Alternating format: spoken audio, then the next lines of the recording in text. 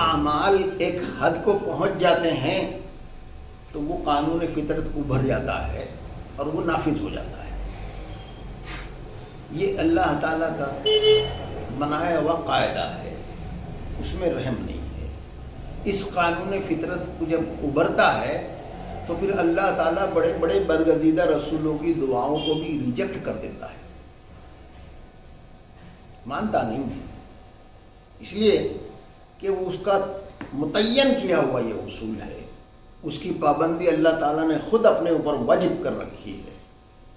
عیسیٰ علیہ السلام کے اٹھائے جانے سے چند روز پہلے عیسیٰ علیہ السلام بڑی دعائیں کر رہے تھے کہ بنی اسرائیل کو اس کے منصب سے ڈسمس نہ کیا جائے بلکہ اور مہلت دی جائے، لیکن اللہ تعالیٰ نے اس کی طرف توجہ نہیں کی۔ آخر وہ آخری دعا جو عیسیٰ علیہ السلام کی بائبل میں آتی ہے یہ ہے کہ اللہ تعالیٰ پھر تیری مرضی جو ہے وہ پوری ہو جائے لیکن مجھے تو ان کے ظلم سے بچا لے۔ تو اللہ نے ان کو آسمانوں میں اٹھا لیا۔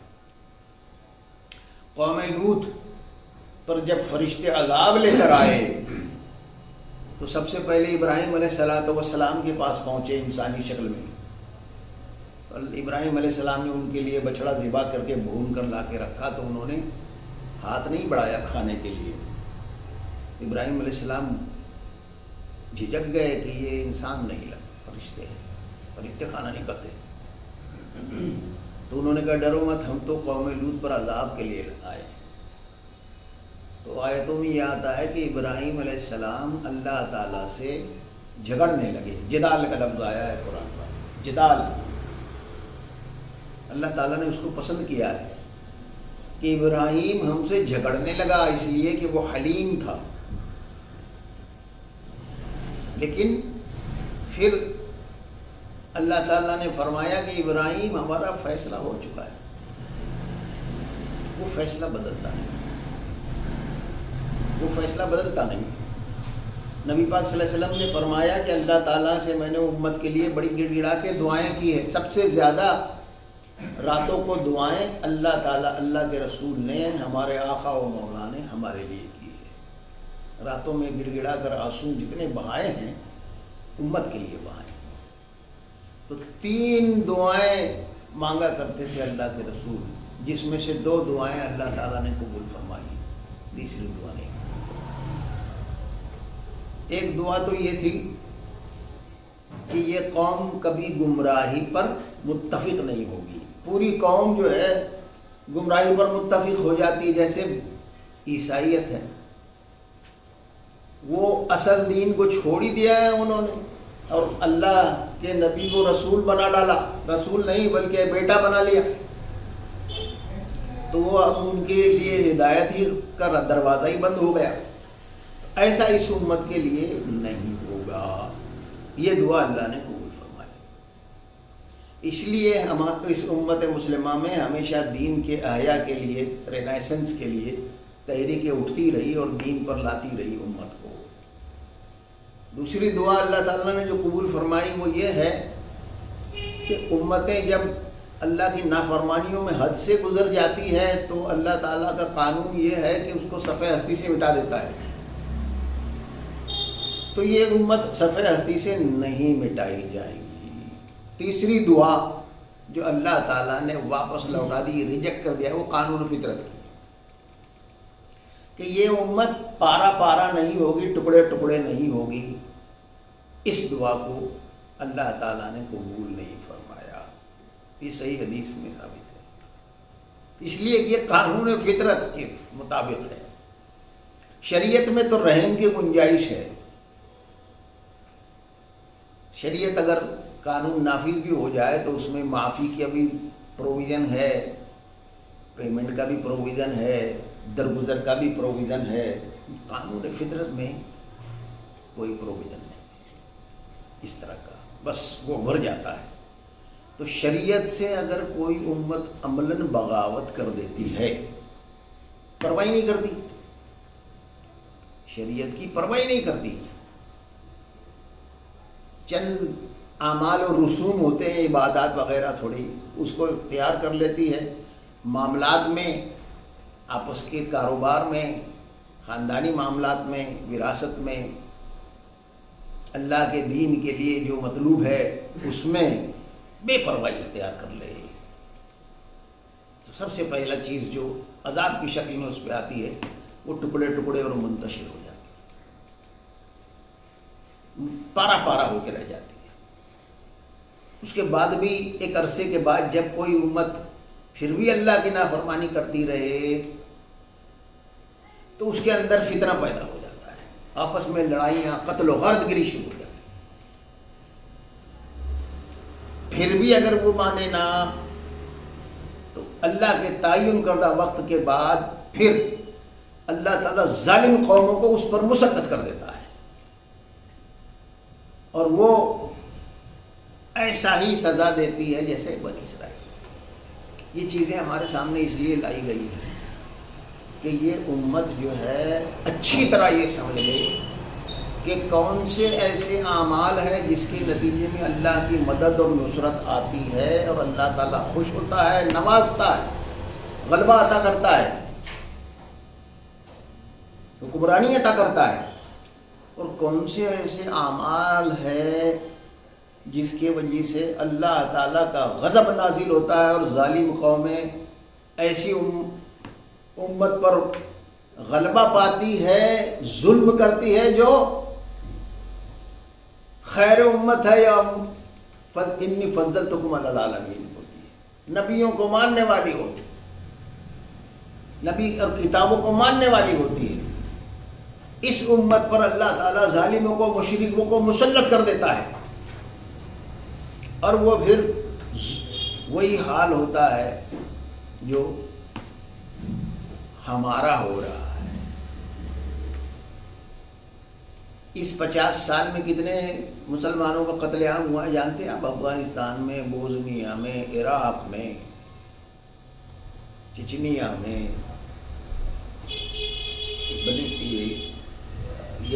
فلسطین میں قریب 1.5 کروڑ سے زیادہ مسلمان بے وجہ مارے گئے، ہوائی حملوں میں، عورتیں، بچے بے وجہ مارے گئے، ہولناک عذاب آتا ہے۔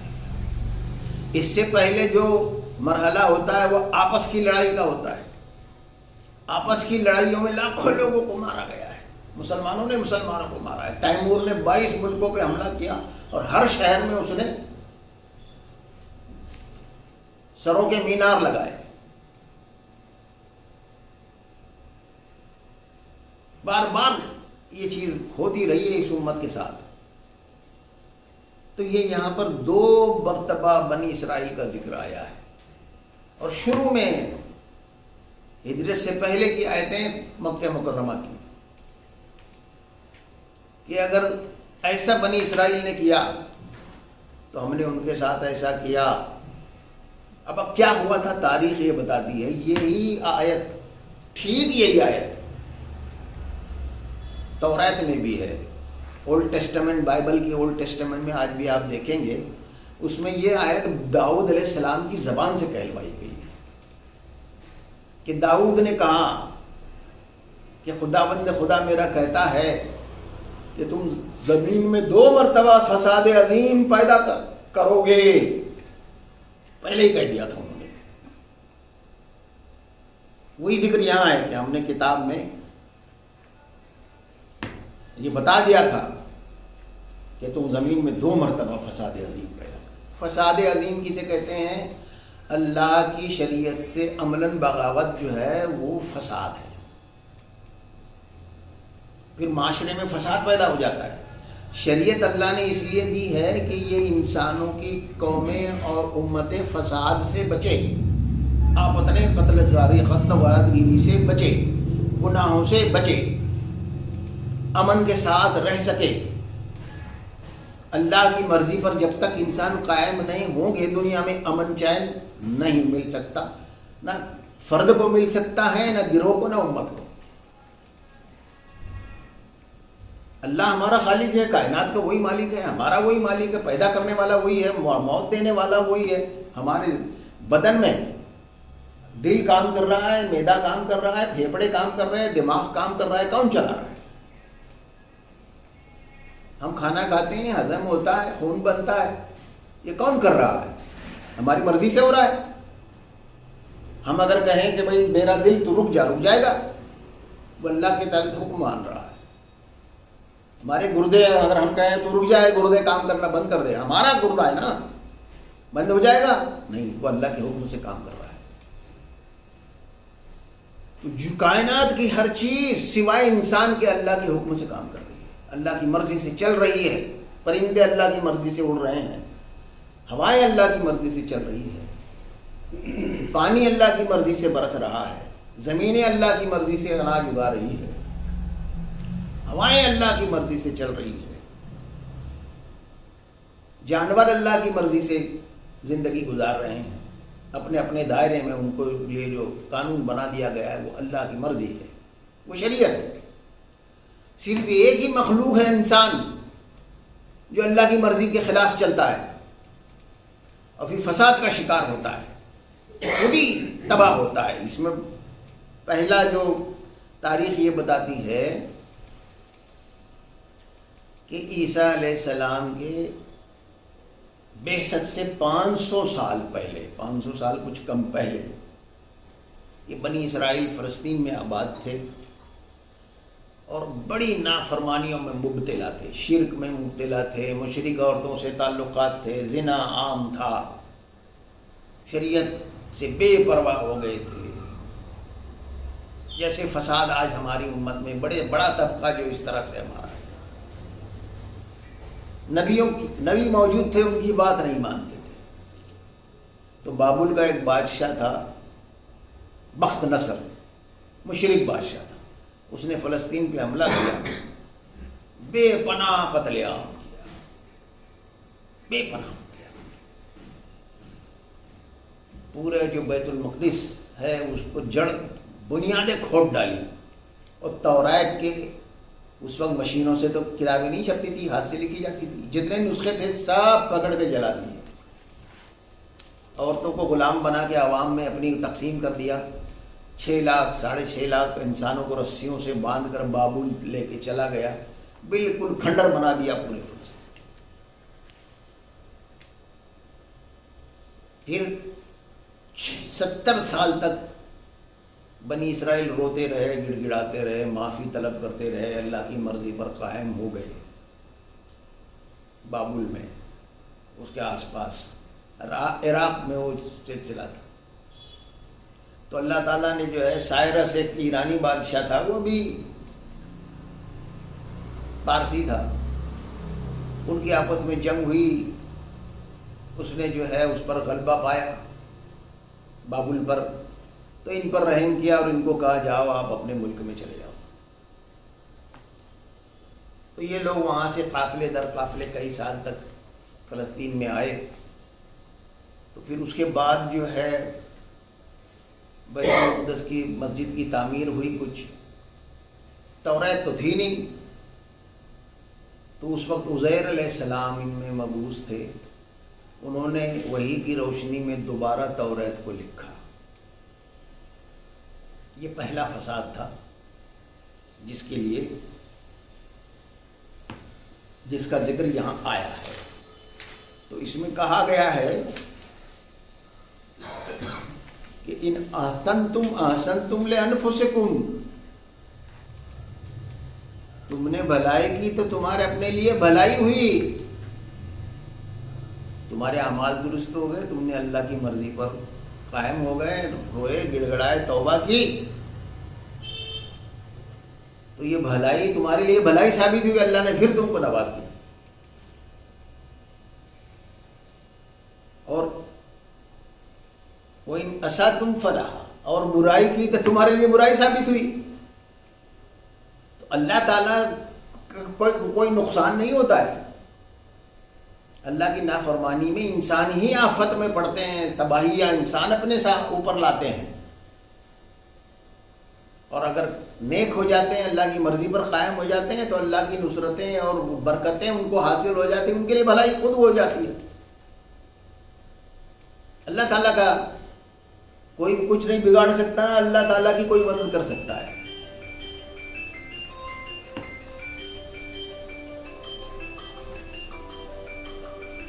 اسے بند کر دیا۔ تو یہ پہلا فساد کا ذکر ہے۔ پھر اس کے بعد کیا ہوا؟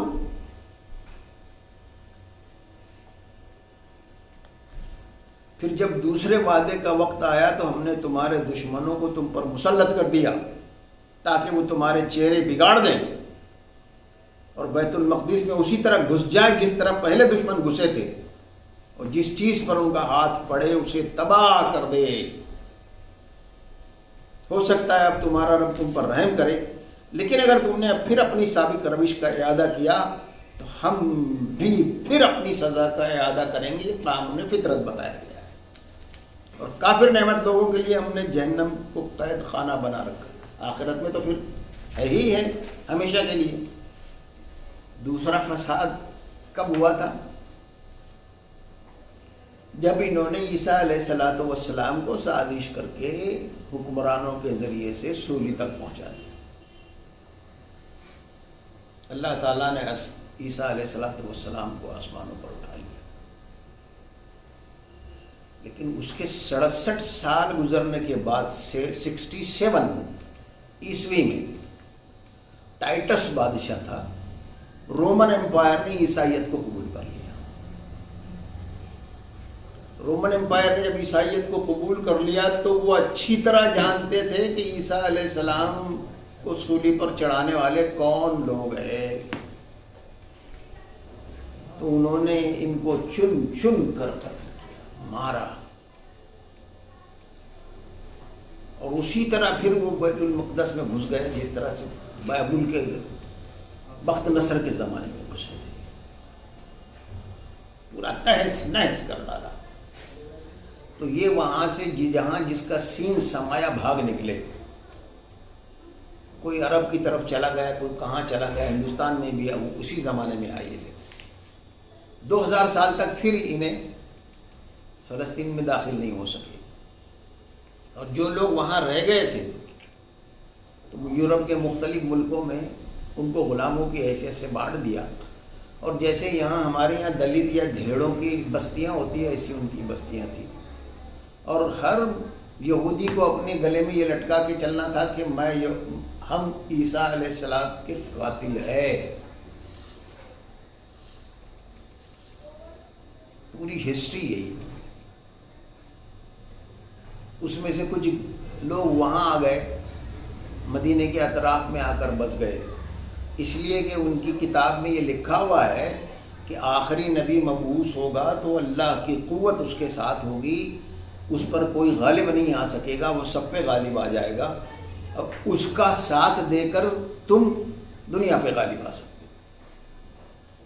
تو اسی لالچ میں ان کی اپنی کتاب کی پیشن گوئی کے مطابق انہیں یہ معلوم تھا کہ نبی کہیں بھی مبعوث ہوگا تو ہجرت کر کے مدینہ میں آئے گا، تو مدینے کے اطراف میں آ کر یہ لوگ بس گئے۔ خیبر میں بنو قینقاع، بنو نذیر، بنو قریظہ، بڑے بڑے قبائل تھے، یہ آ کر بس گئے، اور وہیں پر جو ہے وہ یہ بتاتے تھے انصار کو، عربوں کو، کہ ایک نبی مبعوث ہونے والا ہے اور اس کا ساتھ دے کر ہم تمہارے بادشاہ بن جانے والے ہیں۔ اسی کے انتظار میں تھے۔ لیکن جب اللہ تعالیٰ نے آخری نبی صلی اللہ علیہ وسلم کو اسماعیل علیہ السلام کے اولاد میں مبعوث کیا تو ان کے دل میں آگ لگ گئی،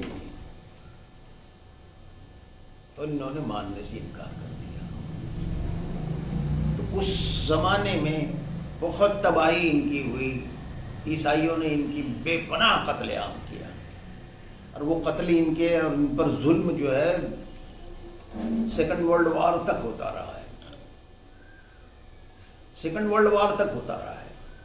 60 لاکھ انسانوں کو گیس چیمبر میں بند کر کے جلا دیا تھا ہٹلر نے، یہودیوں کو،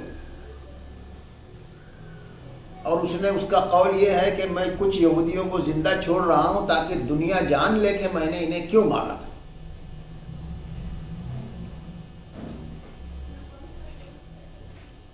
تو یہ وہ قوم کا معاملہ ہے جو ابراہیم علیہ السلام کی نسل سے تھی، یعقوب علیہ السلام کی اولاد تھے،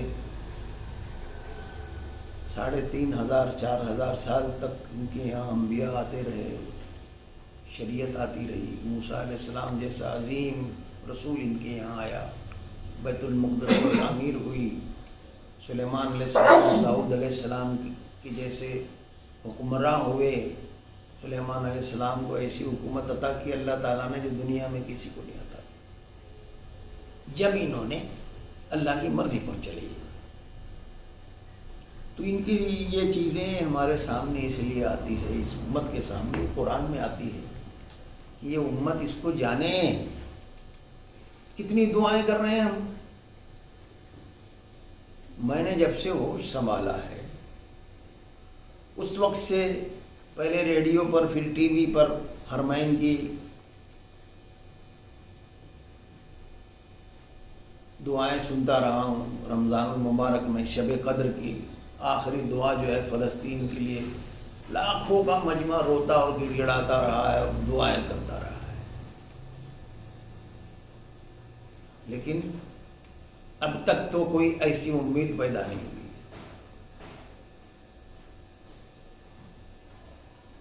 کیوں کہ دعائیں اس وقت قبول ہوتی ہے جب اللہ کی مرضی پر قائم ہو جائے امت، اور اللہ کی نصرت اسی وقت آتی ہے جب امت اللہ کی فرما برداری پر قائم ہو جائے۔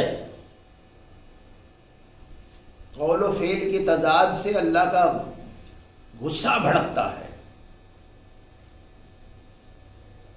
کہیں کچھ اور کریں کچھ، ہدف پر نہیں ہے۔ اللہ کی رحمت اور نصرت تو 24 گھنٹے بارش کی طرح کائنات میں برس رہی ہے، ہم لوگ ٹارگٹ پہ نہیں۔ امت جو ہے وہ ٹارگٹ پہ نہیں آنا چاہتی، وہ خواہشات میں جی رہی ہے، اپنی مرضی سے جی رہی ہے، اپنے معاملات اپنی مرضی سے کر رہے ہیں۔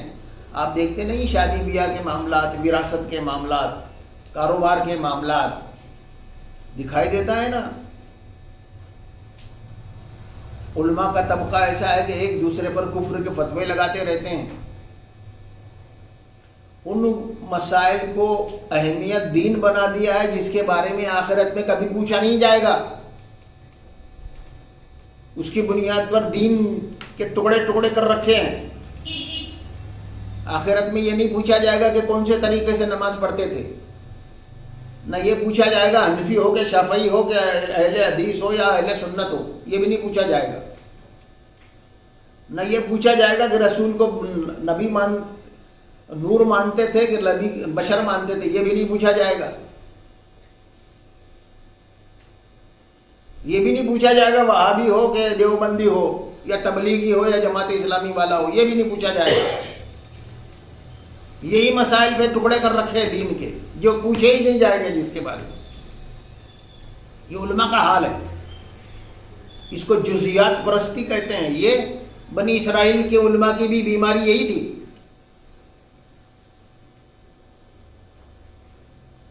اور عوام جو ہے انہی کے پیچھے پاگلوں کی طرح پڑی ہوئی ہے۔ وہ جو سمجھا دیتے ہیں وہ سمجھ جاتے ہیں، اس لیے کہ اللہ کی کتاب خود نہیں دیکھتے، خود نہیں پڑھتے۔ وَلَقَدْ يَسَّرْنَا الْقُرْآنَ هَلْ مِن مُذَكِّرٍ، ہم نے قرآن کو سمجھنے کے لیے بہت آسان بنایا ہے کوئی تزکیہ حاصل کرنے والا؟ ہدی للناس، یہ قرآن تمام انسانوں کے لیے ہدایت کے لیے آیا ہے، کوئی اس سے ہدایت حاصل کرنے والا نہیں۔ پیشہ ور مولوی، دین کو بیچنے والے، ان کے پیچھے پاگلوں کی طرح پڑی ہوئی ہے عوام۔ وہ خواب دکھاتے ہیں جیسے چاہے اعمال کرو جنت میں جاؤ گے، ادھر ہی جہنم بھیج رہا ہے اللہ تعالیٰ، جنت میں کیا لے جائے؟ یہ تو اس کا قانون ہے، اس کی مرضی ہے۔ یہ چیزیں واقعات کی شکل میں ہمارے سامنے آئیں۔ اب آپ کو جاننا چاہیے کہ بنی اسرائیل، حضرت عمر نے جب داخل ہوئے تھے یروشلم میں تو باقاعدہ ایک بڑا ایگریمنٹ کیا تھا عیسائیوں نے حضرت عمر کے ساتھ۔ وہ ایگریمنٹ کی کاپیاں موجود ہے، پورا ڈرافٹ بنا ہوا تھا۔ جس میں حضرت عمر رضی اللہ تعالیٰ عنہ کے بھی دستخط ہے، حضرت ابو عبیدہ بن جراح جو وہ وہاں اس وقت سپہ سالار تھے، خالد بن ولید رضی اللہ تعالیٰ عنہ اس وقت موجود تھے، ان سب کے دستخط ہے۔ اس میں ایک شرط یہ بھی ہے کہ ہم یہ مسلمانوں کے حوالے کر رہے ہیں، لیکن مسلمان اس بات کا اقرار کرے کہ تاریخ کے کسی بھی دور میں یہودی کو فلسطین میں داخل نہیں ہونے دیں گے، اور ہم نے وہ اقرار کیا تھا۔ چنانچہ خلیفہ عبد المجید کے زمانے میں یہودیوں نے بہت بڑا آفر دیا تھا ان کو کہ ہمیں فلسطین میں آپ جگہ دے دو۔ انہوں نے کہا کہ نہیں، ہمارے خلیفہ نے ایگریمنٹ کیا ہے اور ہم اس کے معاہدے کی پابندی کریں گے، لیکن یہ خود ہی عیسائیوں نے بدبختی کے نتیجے میں ان کو وہاں لا کے داخل کیا۔ جو ریسورسز، اب یہ بھی ایک اللہ کا بڑا کرم ہے، وہ ہمارے لیے بڑی مصیبت ثابت ہو گیا ہے کہ مسلمانوں کے پاس زمین کے جو خطے ہیں ریسورسز اسی میں بڑے زیادہ ہیں، پیٹرول، ڈیزل، گیس، سونا، جتنا مسلمانوں کی زمینوں میں ہے اتنا کسی اور کے پاس نہیں ہے، اور وہ خطہ زمین جنگی اعتبار سے یا دوسری قوموں کے آزاد بہت قیمتی خطہ زمین، اس میں عرب آباد ہے، مسلمان آباد ہے۔ تو اس پر غلبہ پانے کے لیے، ان ریسورسز پر قبضہ جمانے کے لیے یہودیوں کو وہاں لا کے بسا دیا گیا ہے۔ امریکہ، فرانس، برٹن کی اکانومی، جو معاشیات جو ہے، آمدنی 50% آمدنی ہتھیاروں کی فروخت سے ہوتی ہے جو مسلم ممالک خریدتے ہیں۔ عربوں کی بہت سارے ممالک میں، کویت میں، سعودی میں، بحرین میں، قطر میں امریکہ کے فوجی اڈے ہیں، سارے اخراجات وہی لوگ اٹھاتے ہیں، اہل عرب ہی اٹھاتے ہیں۔ تو یہ صورتحال ہے، اور سب سے اب میں آپ کو بتاؤں اس وقت جو صورتحال پیش آ رہی ہے، اس وقت جو صورتحال پیش آ رہی ہے بڑی حیرت انگیز ہے، بڑی حیرت انگیز ہے۔ اسرائیل کے ساتھ پوری ٹیکنالوجی اور فوجی ساز و سامان کے ساتھ جرمنی، برٹن، امریکہ، فرانس سب ساتھ میں ہیں، اور عرب حکومتیں بھی ساتھ میں ہیں۔ یو اے ای، گلف، سعودی، بحرین سب اسرائیل کے ساتھ میں ہیں۔ آپ جانتے ہیں حماس سے اسرائیل اتنی نفرت نہیں کرتا، اتنا ڈرتا نہیں ہے جتنا کہ سعودی اور عرب حکمراں خوفزدہ ہے۔ وہ یہ چاہتے ہیں کہ حماس کو جڑ سے ختم کر دیا جائے، انہی کی مرضی کے مطابق ہو رہا ہے۔ یہ تو صرف بیان دے کے رہ جاتے ہیں اپنی عوام کے لیے، دنیا میں دکھانے کے لیے۔ یہ ہے صورتحال،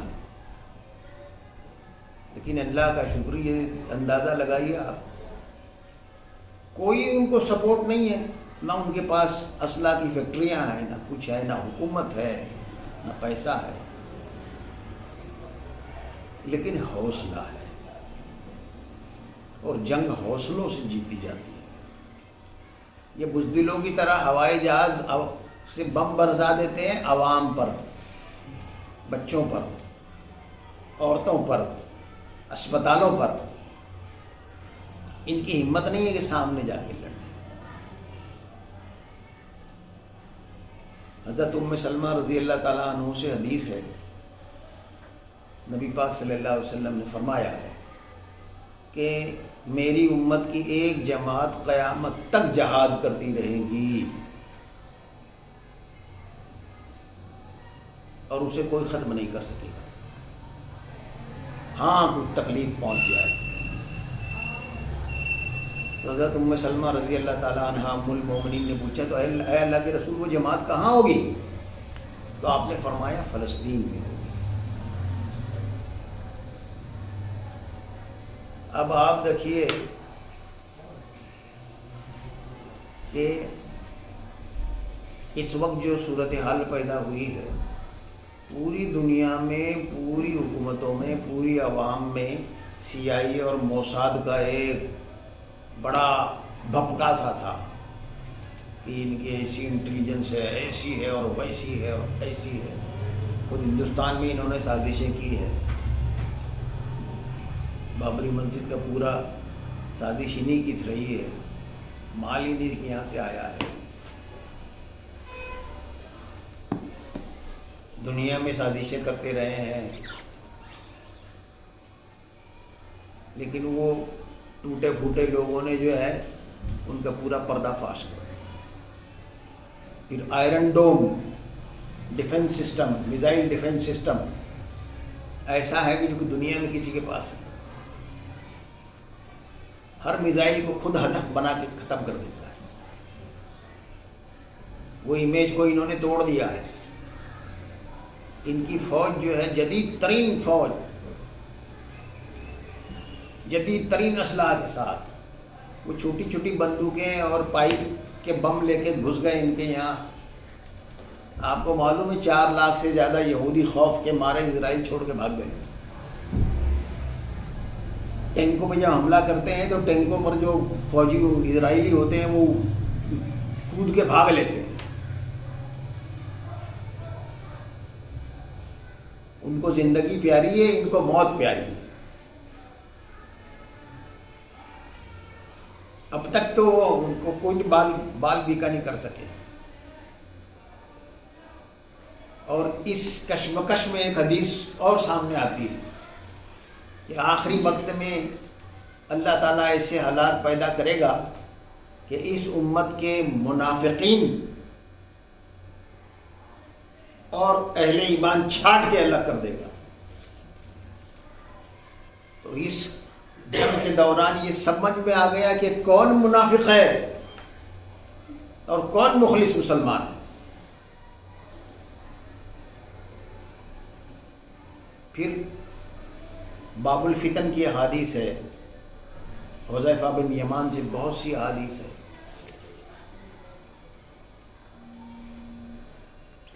کہ عربوں کے لیے بڑی ہلاکت ہوگی. ابھی وہ مرحلے آنے ہیں. حدیث کے الفاظ یہ کہ ایک بڑے بادشاہ کے قتل کے بعد اس کی جانشینی پر جھگڑا ہوگا اور قتل و غارت گیری شروع ہو جائے گی. پھر لفظ آتا ہے ویل للعرب، عربوں کے لیے ہلاکت ہوگی. عربوں نے بہت بڑی منافقت کی ہے. خلافت کو توڑنے کے مجرم عرب ہے. سیاسی اعتبار سے ہماری ایک ہی حکومت رہی ہے پوری دنیا میں، فرسٹ ورلڈ وار تک. کہیں کوئی حکومت تبدیل ہوتی تھی تو وہیں سے پروانہ اجازت لینا پڑتا تھا خلیفہ سے. پہلے بغداد تھا، پھر اس کے بعد استنبول میں خلافت رہی ترکوں کی. انہوں نے انگریزوں نے جو ہے برٹنس کو، یہ عربوں کو سمجھایا کہ یہ لوگ تو نو مسلم ہیں، تم اصل ہے نبی کے خاندان سے، ہم تم کو خلافت بنا دیں گے، خلیفہ بنا دیں گے، تم بغاوت کر دو. اور انہوں نے ٹکڑے ٹکڑے کروا دیا سارا عرب، خلافت توڑوا دیا. یہ عربوں کی بغاوت سے ہوا ہے. پھر اب جو ان کا رویہ رہا ہے، دیکھیں آپ کیا رویہ رہا ہے. اسرائیل سے پنگے بڑھا رہے ہیں، فحاشی کے اڈے کھول رہے ہیں. سعودی میں بھی یہی ہو رہا ہے. آپ کو معلوم ہے ابھی دوران جنگ جب عورتوں اور بچوں پر بم برس رہے تھے، فلسطین کی وہ غزہ پر ہاسپٹلوں پہ بم برس رہے تھے،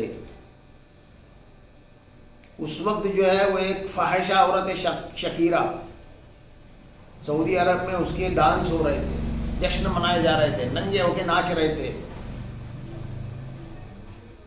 دراصل دوستو ہم اس دور میں ہیں، اس کو دور فتن کہتے ہیں۔ اس میں آپ دیکھیں گے فاسٹ چینجز، تیزی سے تبدیلیاں ہو رہی ہیں۔ وہ جو اللہ کے رسول نے ایک حدیث میں فرمایا ہے کہ زمانہ بڑا تیزی سے گزرے گا، سال مہینوں کی طرح گزر جائیں گے اور مہینے دنوں کی طرح گزر جائیں گے۔ یہ وہ دور میں ہم جی رہے ہیں، اور مختلف قوموں کے لیے اللہ تعالیٰ نے جو فیصلے کر رکھے ہیں اس کی طرف وہ قومیں تیزی سے بڑھ رہی ہے، اس فیصلے تک اپنے آپ کو اس کا مستحق بنا رہی ہے۔ اس میں سب سے پہلا جو ٹارگٹ ہے قانون فطرت کا، وہ اہل عرب کا، ویل للعرب، عربوں کے لیے ہلاکت ہو۔ اس کی اور بہت سی نشانیاں، اونٹوں کو چرانے والے بڑی بڑی بلند بالا عمارتیں بنائیں گے، جزیرۃ العرب سبزہ زار ہو جائے گا، یہاں بارشیں ہونے لگیں گی۔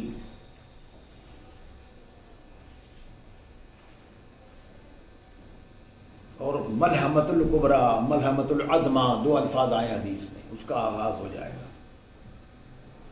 اس کے بعد پھر آتا ہے کہ تمہاری اتنی لاشیں گریں گی، یعنی امت مسلمہ، اس میں عرب پہلے آتے ہیں کہ پرندہ جب اڑے گا تو اس کو اترنے کے لیے جگہ نہیں ہوگی کہ وہ اتر سکے، لاشیں لاشیں ہوگی، وہ اڑتا رہے گا اور تھک کر اس کے پر ٹوٹ جائیں گے، وہ گرے گا تو لاش پر ہی گرے گا۔ یہ الفاظ ہے حدیث مبارکہ۔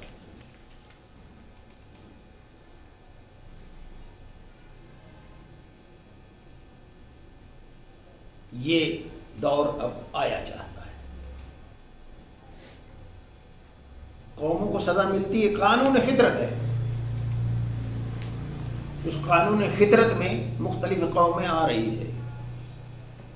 اب یہ یورپین اقوام ہیں، انہوں نے امن کے نام پر، انصاف کے نام پر کروڑوں لوگوں کا قتل عام کیا ہے، ویتنام میں، کوریا میں، عراق میں، افغانستان میں، اور اس وقت جو ہے ساتھ دے رہے ہیں۔ کتنے سربراہ مملکت ہے بھاگ بھاگ کے اسرائیل جا رہے ہیں اور اس کی دل جوئی کر رہے ہیں، اور حماس کی مذمت ہو رہی ہے۔ الٹا دیکھیے، ان کا انصاف اور ان کی ساری ہمدردیاں اور مساوات سب کا پردہ پھاڑ دیا ہے اللہ تعالیٰ۔ یہ بھی اپنے انجام کو پہنچے گی۔ ملحمۃ الکبریٰ کے بعد جب یہ امت پر کئی سال تباہی کے آئیں گے، اس کے بعد اللہ کے رسول صلی اللہ علیہ وسلم نے فرمایا، اسی افراتفری کے عالم میں ایک شخص ہوگا جو مکہ مکرمہ میں حرم میں چلا جائے گا، وہاں پر جو ہے لوگ اس کو اصرار کر کے اس کے ہاتھ پر بیعت کریں گے، وہ نہیں کرے گا لیکن اس کے ہاتھ پر بیعت کریں گے، اور اس شخص پر پوری امت متفق ہو جائے گی، اور اللہ تعالیٰ اس کے ذریعے سے میری امت کو غالب کرے گا۔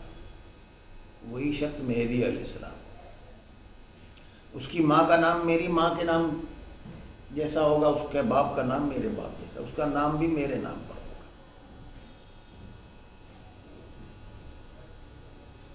اور پھر جو ہے یہ ان قوموں کو سزا ہوگی۔ دوسرے نمبر پر ہدف جو ہے وہ یورپین اقوام ہے، ان کی بڑی تعداد اسلام قبول کر لیں گے۔ آپ دیکھ رہے ہیں نا اس وقت اسلام کی قبولیت کی لہر چلی ہوئی ہے۔ یہ جو جنگ ہوئی ہے اس میں جو حوصلہ دکھایا ہے انہوں نے، جو کوئی انسانی گروہ دنیا میں آج نہیں ہے جو ایسا حوصلہ دکھا سکے، اور اللہ کی مدد کے سوا کچھ بات عقل میں نہیں آتی۔ آج اگر سوچیں آپ کہ بھئی ان کے پاس کیا ہے، ان کے پاس کیا ہے، اور یہ کیا ہے ان کے پاس ایسا کہ یہودی دنیا سے بھاگے جا رہے ہیں، ان کا بڑے سے بڑا کمانڈر سب سے بڑا جنرل تھا وہ بھاگ لیا محاذ پر سے، اس کو پکڑ کے لائے ہیں، اس پر مقدمہ چلا رہے ہیں۔ خود ان کے وزیر اعظم کے خلاف عوام اٹھ کھڑی ہوئی ہے. فلسطین یعنی حماس کی حمایت میں ان کے یہاں بولنے والے. یہ پہلی مرتبہ سامنے آیا ہے کہ خود یہودیوں میں اسرائیل مخالفت بہت بڑھ گئی ہے. یورپ امریکہ کے یہودی جو ہے جلوس نکال رہے ہیں خود اسرائیل کے اندر. اس بات کے لیے لوگ چلا رہے ہیں کہ ان کو ان کا حق دو, ہم کو اس کے بغیر امن نہیں مل سکتا. آخر میں جو یہودی باقی رہ جائیں گے, جو اپنی روش سے باز نہیں آئیں گے, پھر آخر میں یہ آتا ہے کہ عیسیٰ علیہ السلام کا ظہور ہوگا, دجال آئے گا, سارے ریسورسز اس کے ہاتھ میں ہوں گے.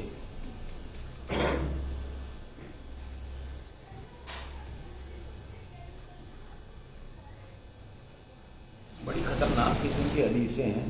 جب دجال کا ظہور ہوگا تو نبی صاحب صلی اللہ علیہ وسلم نے فرمایا تمہارے گھروں سے عورتیں اس کی حمایت میں نکل کھڑی ہوں. دوسری جملہ یہ ہے کہ ایک شخص اپنی بیٹی, اپنی بیوی اور اپنی بہن کو رسیوں سے باندھے گا تو بھی نہیں مانیں گی.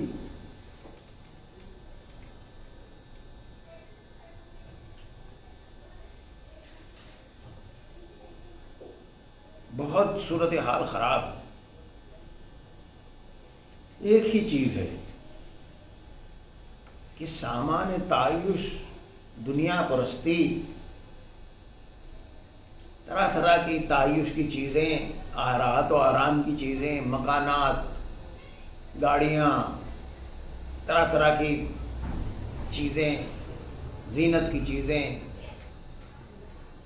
اس میں پڑھنے کی بجائے اگر سادگی سے زندگی گزارے گا جو آدمی تو وہ اپنا ایمان محفوظ کرے, وہ اپنا ایمان محفوظ. اب یہ عرب حکمراں جو ہے حماس کے خلاف کیوں ہیں؟ ایمان کی بھی انہیں پرواہ نہیں, اللہ کی مرضی کی بھی پرواہ نہیں, انہیں جنت جہنم کی پرواہ ہے. کیوں؟ ان کے عیش اسی پر قائم ہے. حماس کی حکومت آ جائے گی تو بادشاہت سب سے پہلے ختم ہوگی. مصر میں تو یہی اخوان المسلمین کے پارٹ ہے, حماس انہی کا حصہ ہے.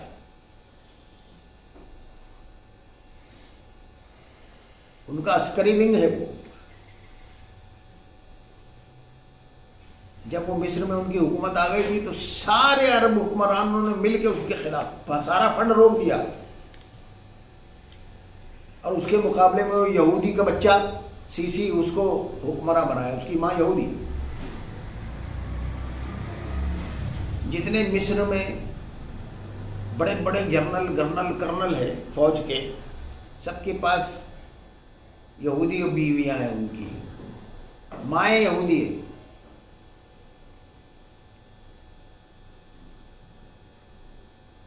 اس سب کو تو بھگتنا ہے.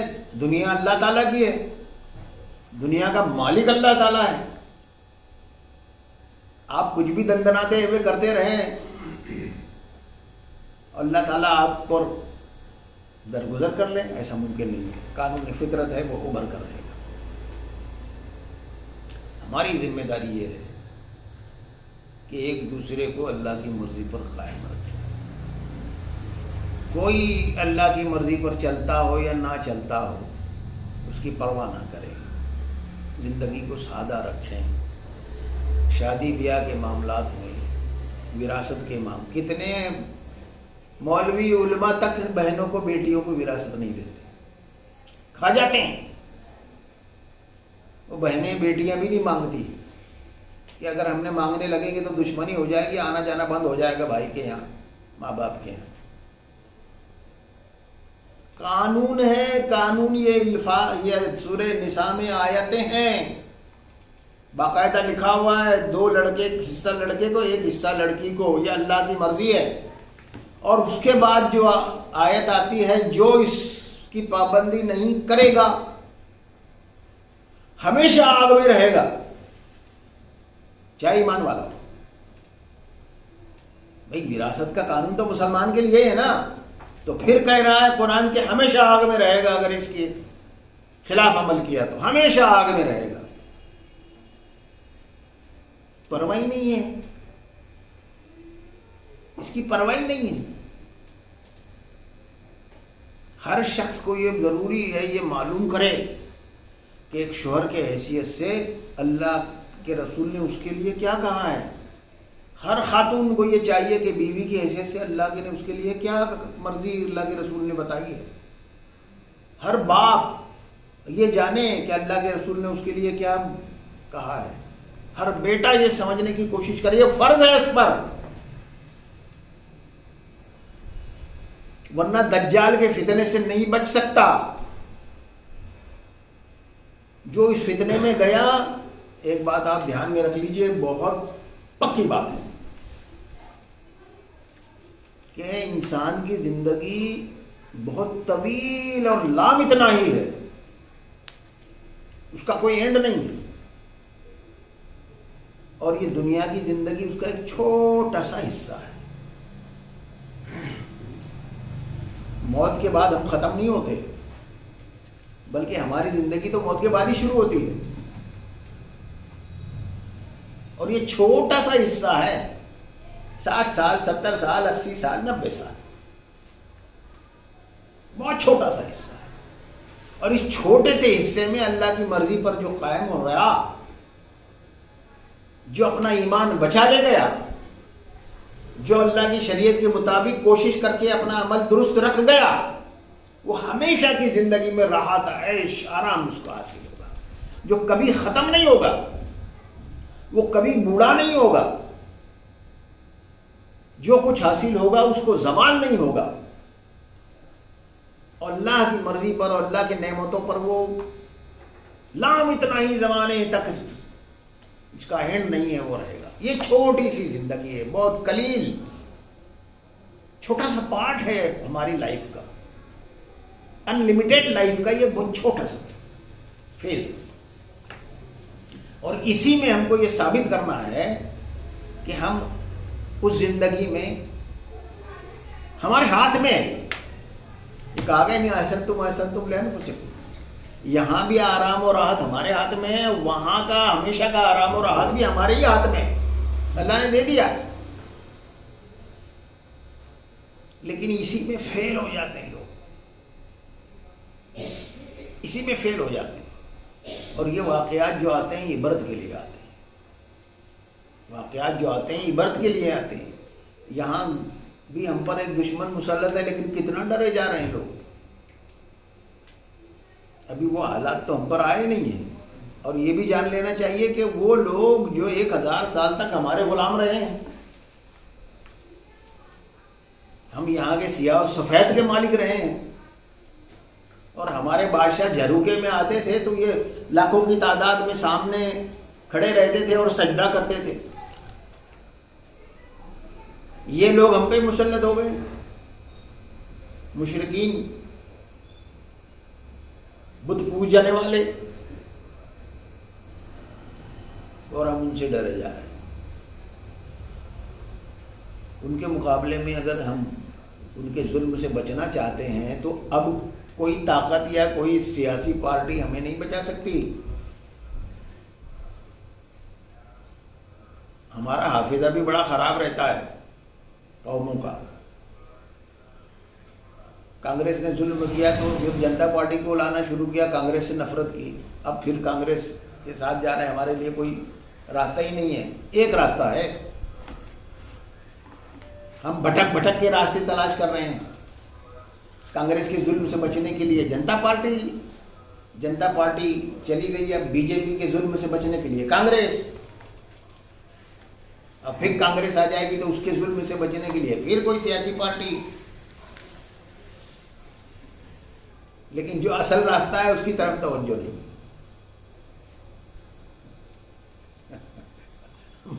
اللہ کی مرضی کے قائم ہو جائے. حماس کے پاس کیا ہے؟ اللہ کی مرضی ہے بس، اور کچھ نہیں. انہوں نے اخلاق کا وہ مظاہرہ کیا ہے کہ جو قیدی وہ لے کر گئے تھے جنگ بدر کے قیدی کو وہ معاملات یاد آ گئے ہیں کہ جنگ بدر میں جو لوگ قید ہوئے تھے صحابہ کرام خود آدھا کھا کر ان کو پورا کھلا دے. آرام و راحت ان کی وہ میسر تھی. اور یہ یہودی قیدیوں کو جو انہوں نے اوپر بے پناہ ظلم کر رہے ہیں، ان کے ساتھ بھی حماس نے کیا رویہ اختیار کیا؟ وہ لوگ جو ہے بیانات دے رہے ہیں اور یہودی حکومتیں ان کو چھپانے کی کوشش کر رہی ہیں۔ اسی کے نتیجے میں یورپ میں، امریکہ میں کئی لوگ اسلام قبول کر رہے ہیں۔ یہ ہم محمد کے غلام ایسے ہوتے ہیں، محمد کے غلاموں کا کردار یہ ہوتا ہے، محمد کے غلاموں کے ساتھ اللہ تعالیٰ ہوتا ہے۔ جس کے ساتھ اللہ ہو جائے، امریکہ، روس، فرانس، برطانیہ کیا ہے، پرخچے اڑ جائیں گے ان سب کے۔ وآخر دعوانا الحمدللہ رب العالمین۔ اللہ تعالیٰ ہمیں اپنی مرضی پر قائم کر دے، دنیا کی محبت ہمارے دلوں سے نکال دے، اور ہمارے لیے اس کی مرضی، اس کی شریعت پر چلنا آسان کر دے، ہمارے دلوں کو اس کی طرف مائل کر دے۔ شیطان کے فتنوں سے ہمیں بچا لے، نفس کے فتنوں سے بچا، اور دین فروشوں کے فریب سے امت کو بچائے اللہ تعالیٰ۔ اللہ ہمیں توفیق عطا کرے کہ ہم اس کے لیے جانیں قربان کرنے والے بنیں، اس کے لیے زندگی قربان کرنے والے بنیں، آخرت والی زندگی ہمارے اندر آ جائے۔ اللہم صلی علی سیدنا مولانا محمد وعلی آل سیدنا مولانا محمد وبارک وسلم۔ ربنا آتنا فی الدنیا حسنہ وفی الآخرۃ حسنہ وقنا عذاب النار۔ اے ہمارے رب، ہمیں دنیا میں بھی بھلائی عطا فرما، اور ہمیں آخرت میں بھی بھلائی عطا فرما، اور ہمیں جہنم کی آگ سے ہماری حفاظت فرما۔ صلی اللہ تعالی علی خیر خلقہ محمد وعلی آلہ واصحابہ اجمعین برحمتک یا ارحم الراحمین۔ سوال کر سکتے ہیں آپ۔